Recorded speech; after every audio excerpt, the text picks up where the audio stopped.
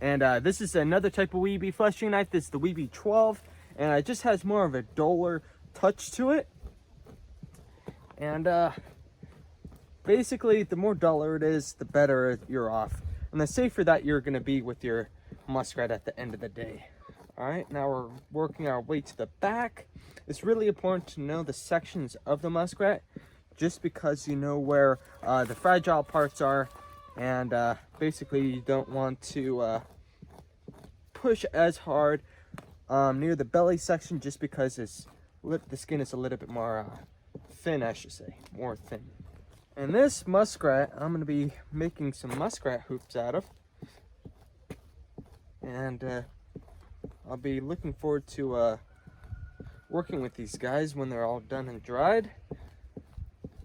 So basically, I'm going to try to get the flesh and fat off of them as much as possible. Just be super, super careful around that area. Just the belly section is really prone to getting cuts and things like that. I'm going to finish up this side, and then I'm going to show you what to do around the head part of the skin. So I just finished up this side almost. Around these foot areas, I'm really skittish about how I'm going to basically just go around it with the dull side. They're really prone, the armpit sections of these muskrats are super fragile.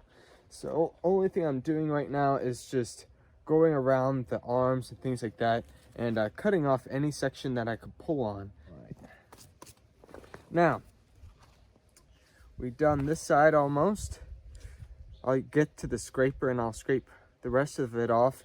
The fleshing part is just the hardcore part, as you may say, just trying to get most of that stuff off. And basically what it is that you have to be super careful if you get them in condom bars, things like that, because you can see the scarring of where it is, and the skin there is really fragile when they get caught in it. So basically that's just another thing to look for when you're fleshing the muskrat.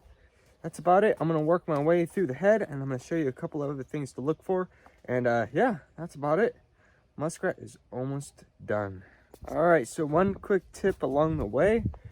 When you get up near these forearms, basically what I like to do is to skin as much as I can downward, and basically you can get a good hold of the fat, and mostly you can get the fat off. Other than that, I'm looking at the hide right now. You can see here, I kind of left the membrane on this side of it. All right, this is the saddle. All right, here's the other side, a little bit wider.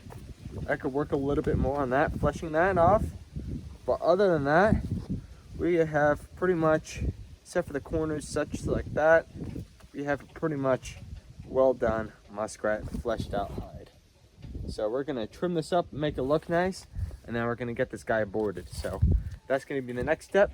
All right, and then let's see what this guy looks like when he's on the board.